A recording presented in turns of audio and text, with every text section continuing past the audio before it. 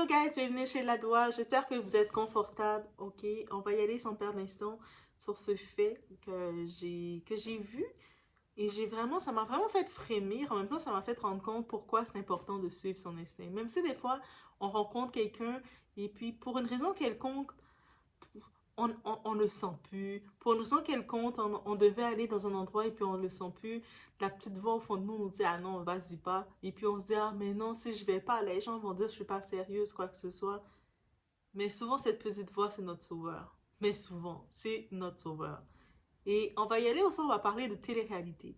Vous savez, la télé-réalité, on pense que c'est là depuis 2000 ou quoi que ce soit. Mais la télé-réalité, j'étais surprise de voir ça, c'est là depuis longtemps.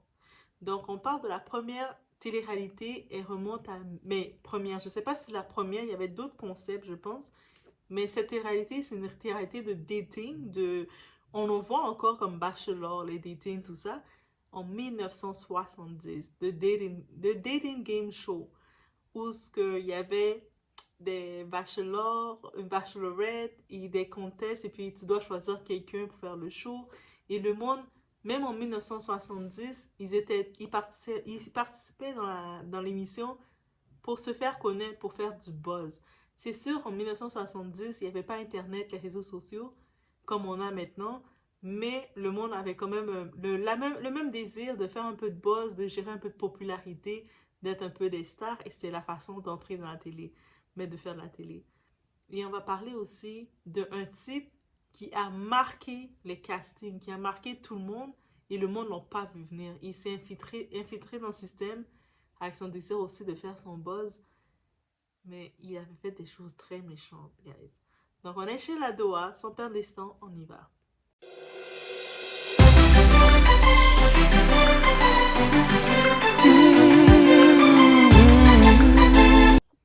Donc, on y va. Le dating Game Show, c'était une émission de télé-réalité, comme j'ai mentionné dans l'intro, qui passait sur ABC, la chaîne ABC.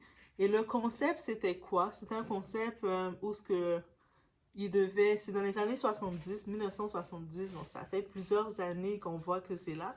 Et il y avait une femme, la bachelorette, la femme célibataire, qui doit choisir entre trois candidats potentiels des bachelors, trois candidats. Et puis, pour mettre l'animation, on les voit sur le plateau, on pose des questions. C'est comme un daily game show, on pose des questions, le monde essaie de se vendre pour être choisi. Et suite à ça, la personne qui est choisie doit justement aller au restaurant, faire un date et quoi que ce soit. C'est sûr, ça pouvait créer des couples, mais même les producteurs, à l'époque de maintenant, quand ils ont dit, ils ont admis que la plupart des gens qui participaient là, c'est pas pour l'amour, c'est juste pour faire du show, pour être à la télé. Donc, vous voyez, ça n'a pas changé là, de 1970 à 2024, ça n'a pas changé le désir comme d'être à la télé. Donc, ok. Et là, qu'est-ce qu'on a? On a justement, il y a un participant qui avait vraiment marqué tout ça. Pour commencer, l'animateur, si vous voulez regarder, c'est Jim Lange. Et j'ai pas regardé les recherches sur lui vraiment, s'il est encore vivant. Mais s'il est vivant, il est très vieux, je peux vous dire. Et là, maintenant, on y va lors de cette partie. On parle maintenant d'une personne. C'était un candidat. Et ce candidat, justement, lui, il était le gagnant. Il avait été choisi par la femme. La femme, elle regardait, elle l'a choisi. Et dites-vous que cette femme, heureusement, elle a écouté son instinct. Le moment qu'elle devait aller en date avec lui, comme après l'émission, ils sont supposés se rencontrer, aller en date pour donner leur feedback au producteur, dire ça a marché ou pas, ça a fait un couple ou pas. Mais elle avait un mauvais vibe, elle avait un mauvais sentiment. Sa petite voix disait, ah, ce gars-là me fait peur. Je sais pas, comme, elle sentait son énergie, elle sentait que ça marchait pas. Et elle avait appelé les productions pour dire, finalement, je me sens pas pour y aller. Je l'ai écouté parler, sûrement ils ont pu avoir une conversation ensemble. Elle a dit, je le sens pas, fait que je vais pas y aller. C'est sûr, les productions, j'imagine au début, c'était un peu déçu, mais là, comme, on comprend, c'est toi qui as le dernier mot. Mais c'est sûr qu'on aurait voulu voir un couple se former, mais c'est toi qui as le dernier mot, on va pas te forcer comme girl. t'es pas la seule comme qui a gagné et puis en fin de compte qui est pas allée dans le date avec ton gars. Et je vous dis, je pense que cette femme, elle peut se remercier honnêtement, elle peut réellement se remercier d'avoir écouté sa voix. Parce que combien d'entre nous, on va écouter notre petite voix et puis on va, on va décider d'aller au-delà de ça. Comme, on va juste décider d'aller au-delà de ça. Son nom à cette femme, c'est la bachelorette justement. Elle s'appelle Cheryl Bradshaw. Donc, quand elle avait décidé finalement de ne pas poursuivre le date avec lui, vous allez comprendre pourquoi elle a bien fait. Et puis déjà dans le casting, on va vous dire quelque chose, comment ça se passait. Beaucoup de monde disait, lui, ce type, on va parler de ce type-là. René Alcala. René Alcala, c'est un type, à l'époque, on peut dire que physiquement, il plaît aux personnes. Il est grand. Tu sais, l'image que qu'on dit, quel type d'homme que vous aimez, grand, il a l'air de bien parler, il s'est présenté comme étant photographe. Tu sais, il a l'air quand même de prendre la place. Tu sais, de loin, quand on regarde son profil, ça peut passer. Par contre, qu'est-ce qui arrive lors du casting? Il y a le producteur exécutif qui est exécutif, euh, quand il donne l'avis. Ils étaient un peu à contre-penchant là, de dire est-ce qu'on le prend ou pas. Parce que ils avaient son profil peut plaire, il a un profil comme si c'était partagé. Il y a le producteur exécutif Mike, lui, il était partagé, il disait qu'il avait une personnalité étrange et il avait l'air complexe. Il avait l'air quelque chose de, on peut pas mettre le doigt dessus, c'est complexe. Et il y avait Hélène qui, elle est comme la chef, celle qui est la coordonnatrice des candidats. Donc, vous savez, dans les émissions comme ça, il y a une coordonnatrice qui gère tout. À ce jour, Hélène et Mike sont mariés ensemble. Le producteur exécutif est marié avec la coordonnatrice. C'est mignon. Mais elle, Hélène, elle était oh, il a l'air charmant, il a un profil qui va plaire, donc un profil qui plaît à l'époque, donc il sait comment se vendre. Mais ils étaient partagés 50-50 et finalement ils ont décidé de le prendre comme ils sont là pour avoir des candidats. Ils ont dit on le prend, pourquoi pas. Et il y a un autre producteur de l'émission, David Grenfield, il a laissé entendre que la plupart des participants, ils étaient pas là, ils étaient là que pour la télé de toute façon là. Il n'y en a pas beaucoup qui étaient là pour vraiment pour l'amour. Depuis à l'époque 1979, ils avaient compris le game, le concept. Ils venaient un petit peu quand ils viennent dans la télé, ça te donne plus de popularité. Après que tu as fait la télé, tu as un peu plus tu sais, t'es plus regardé, le monde autour de toi vont t'arrêter, tu es comme un peu une vedette. Donc la plupart des gens venaient pour ça. Donc là, on regarde, on sait que René Alcala, c'est lui le personnage on doit pas oublier. Lui, il était finalement le gagnant, il a été choisi, mais il y a le deuxième bachelor, le deuxième gars qui était assis avec lui, c'était trois gars, et la fille, elle doit choisir un des gars, Cheryl, elle doit choisir un des gars.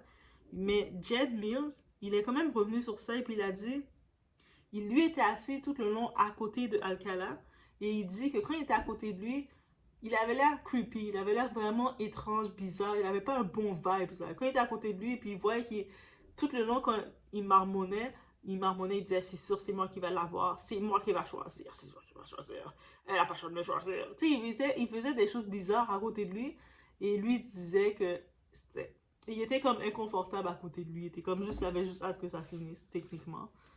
En effet, elle l'a choisi, mais finalement, elle n'est pas allée dans le date avec lui. Et encore une fois, vous allez comprendre que c'est pas une mauvaise chose là, quand tu écoutes ta petite voix. Maintenant, on y va. Au-delà de ça, avant l'émission, pourquoi je vous dis maintenant, René Alcala était vraiment un danger. Un danger. Et puis, rappelez-vous, à l'époque, en 1979, il n'y avait pas... Je sais qu'on peut accuser les émissions, tu sais, la chaîne d'émissions, de dire mais pourquoi vous n'avez pas fait le background check, vérifier les candidats? Mais à cette époque-là, il n'y avait pas les profils nationaux pour vérifier le profil des gens. Et non plus, il n'y avait pas le système de background check. Ça n'existait pas encore à ce moment. Et puis, ils n'avaient pas encore toutes les données nationales des gens. Ça veut dire que ils se fiaient entre l'équipe est-ce qu'on fait des recherches comme on peut? Est-ce que vous avez entendu quelque chose sur lui? Et puis personne n'avait rien entendu sur lui à ce moment. Donc quand il est venu faire le casting, il s'est fait prendre.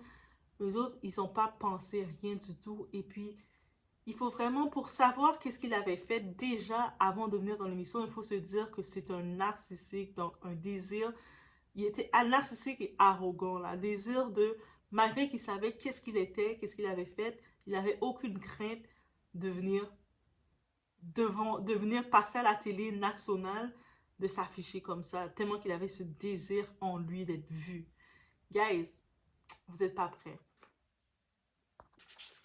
Donc, Rodney Alcala, ce personnage lugubre, lugubre, guys, qui avait un désir de faire la télé-réalité et d'être vu, en 1979, il est responsable de la mort de Robin Samso, 12 ans. Et sa disparition a été faite en juin, donc juin 1979. Elle se rendait à son cours de ballet, dans son studio de ballet, elle se rendait là tranquille et terminé. On l'a retrouvée 2 semaines plus tard à la montagne Saint-Gabriel au nord de Los Angeles. Donc, il y avait déjà de quoi qui le reliait suite à ça. Vous imaginez? Donc, ça, c'est déjà son personnage à ce type.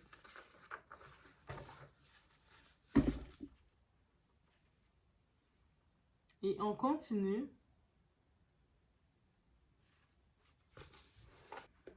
Donc, on a pu retrouver des centaines de photos de filles, garçons qui étaient en position très compromettante, bizarre, tout type de photos qu'on a pu retrouver chez lui. Et lui aussi, Alcala, il avait une collection. Une façon de faire une collection, c'était quoi? Donc, il conservait les bijoux de toutes ses victimes comme trophée. Pour lui, c'est un petit trophée. Au-delà de vouloir faire la télé-réalité, c'est le summum qu'il voulait faire. Mais lui, il avait aussi donc les bijoux de toutes ces personnes qu'il gardait. Et 4 ans plus tard, donc il a été déjà accusé de ça, mais le fait qu'il faut se rappeler, il n'y avait pas de background check et rien. Dans les productions, il était dans une autre ville, ils n'étaient pas au courant de qu'est-ce qu'il était accusé. Comme il était dans une autre ville dans le nord, quand ça a été fait, il est venu, après ça, il allait faire la télé, comme appliqué pour faire la télé, il était fier de lui. Donc, suite après ça, 4 ans plus tard, Alcala est condamné à mort. Par contre, avec ses avocats qu'il a et tout le monde qu'il a, il a une victoire. On retire sa condamnation. Il a réussi à s'échapper. On l'amène une deuxième fois pour un deuxième jugement. Et il est encore sauvé. Ah, vous imaginez cette justice-là. Il est sauvé malgré ce qu'il fait là. Il y a des faits, on a trouvé les photos, on a trouvé les bijoux et tout, mais le fait qu'il n'y avait pas d'ADN et le tout, mais on avait quand même trouvé des faits pour le relier à tout ça. Et devinez quoi, il est encore, deuxième jugement, il échappe encore. Jusqu'à se rendre, imaginez le temps, de 1979 pour se rendre en 2001 lors de son troisième appel. On a fait un appel encore, c'est-à-dire les familles des victimes ont fait un autre appel. Il le remporte encore. Il s'échappe à ça. Il trouve le moyen encore de s'échapper à ça. En 2003, imagine le temps qui passe, 2003, le procureur Matt Murphy, il a décidé de réouvrir le dossier. Parce que là, il y a les ADN, il y a plus les bases de données. Et là, ça confirme, avec tout ça, on confirme que c'est lui le coupable. C'est confirmé. Là, il n'y a plus de doute. Vous imaginez, il n'y a plus aucun doute là. Donc, on regarde maintenant les personnes. Ces victimes-là que ces familles se sont battues de 1978 jusqu'aux premiers crimes qui ont été reconnus jusqu'à 2003. On a Jill Barcombe, 19 ans, qui avait été retrouvée dans la route de Los Angeles en 1977. On a Georgia Wixt, 27 ans, qui était une infirmière, trouvée sans rien sur elle. Elle avait été complètement brutalisée, mise comme il a été méchant, dans une maison à Malibu. Dans sa maison à elle, à Malibu, en Californie. Donc, il rentrait chez les gens là aussi. Il observe ses proies et puis il rentre chez eux. Charlotte Lim, elle a été étranglée. Il a profité d'elle, elle dans son complexe appartement. Par contre, on l'a retrouvée quelques mètres plus loin et c'était en juin 1978. Gilles Parenteau, 21 ans, une étudiante. On a profité d'elle et il a terminé avec elle dans sa chambre en juin 1979. Et ça, c'est les personnes avec toutes les preuves, les ADN, toutes les enquêtes qui ont été retrouvées, qui confirment sans aucun doute que c'est lui le coupable. Donc, on imagine Rodney Alcala a été sanctionné, c'est à l'âge de 66 ans. Depuis le moment qu'il a commencé à faire tous ces trucs, ces atrocités en 78, c'est en 2010 qu'il y a eu la sentence peine capitale. Et surtout, il faut savoir que lui, arrogant et narcissique il a été, c'est-à-dire qu'il n'a pas changé, il a toujours aussi narcissique. En 2010, il avait décidé de se représenter tout seul. Il se disait, je peux me représenter tout seul face à tout ça. J'imaginais juste l'arrogance. Et il a perdu. C'est là qu'il avait perdu. Donc, il ne faut pas oublier qu'il a eu 3 appels. C'est-à-dire que la famille, premier jugement, on l'a laissé aller en disant, il n'y a pas assez de preuves. Deuxième appel, ah non, il n'y a pas assez de preuves. Troisième appel en 2001, on l'a encore laissé aller. Jusqu'en 2010, pour que là, finalement, quand ils ont les preuves, ils ont les faits noirs là pour confirmer que voici, on a les faits que c'est lui qui a fait ça. Là, et surtout que lui a voulu se représenter avec arrogance là. Il n'a pas eu aucune, juste pour rappeler, ce type n'a pas eu, depuis le temps là, comme à 66 ans, il est tout vieux et quelques. Il n'a pas eu aucune sympathie pour qui que ce soit pour dire ah, je regrette avoir fait ça ou quoi que ce soit. Il n'a pas eu aucun regret là. Et c'est ça le pire. Il a eu 0 regret pour quoi que ce soit. Donc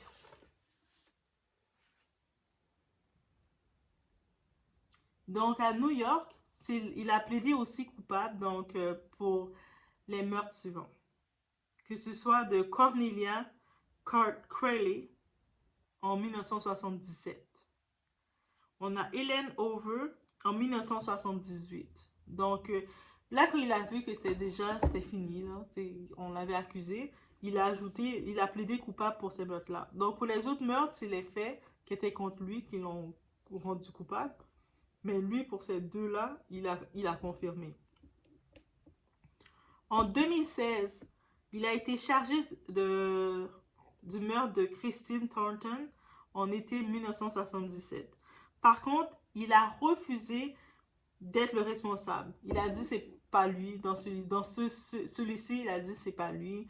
Et puis, il a complètement refusé d'accepter de prendre le blâme de ça. Il a dit c'est quelqu'un d'autre. Et les autorités techniques, ça s'était fait à Wyoming, mais les autorités n'ont pas extradé à cause de... sa santé commence à détériorer.